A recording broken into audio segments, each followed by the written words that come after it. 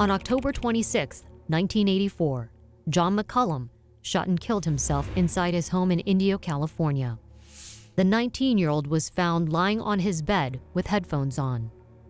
On his turntable was a record, Blizzard of Oz by Ozzy Osbourne. The former Black Sabbath frontman was John McCullum's idol, and on the day of his death, he'd spent hours listening to Osbourne's heavy metal music. When he went to sleep, he would have the stereo earphones on, and he'd go to sleep listening to this music. The night of his death, he had listened at home for a period of probably 4 or 5 hours. Released in March 1981, Blizzard of Oz was Osbourne's first solo album. The last song on side 1 was called Suicide Solution. For John McCullum's parents, the lyrics of that track were instantly brought to life. Make your bed, rest your head, but you lie there and moan. Where to hide? Suicide is the only way out. Don't you know what it's really about?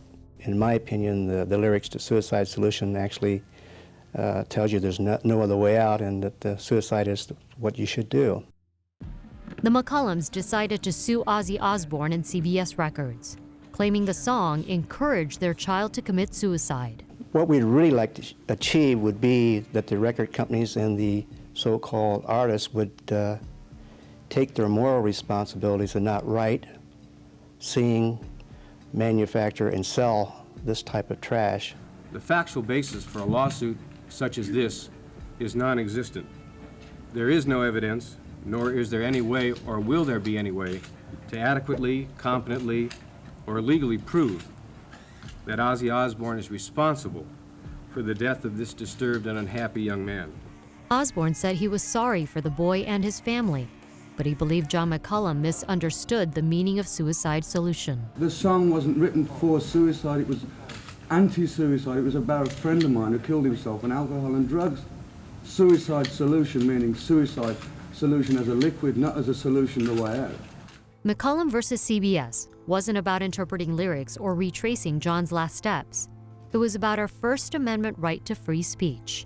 It is an attempt to control the creativity of talented individuals such as Ozzy that contribute to the arts and to limit their freedom of expression to fit within certain definitions.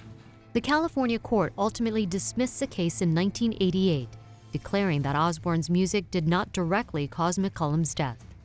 Osbourne faced 2 more similar lawsuits over Suicide Solution, and in both cases, the courts ruled in his favor. My message is always for either giving someone a warning or a message of hope, you know. I mean, I write a lot of things about, I don't like wars, I don't like atom bombs, I don't like people suffering. Ozzy Osbourne is hardly the first or the last heavy metal artist to face a music made me do it suit. It all boils down to one simple question.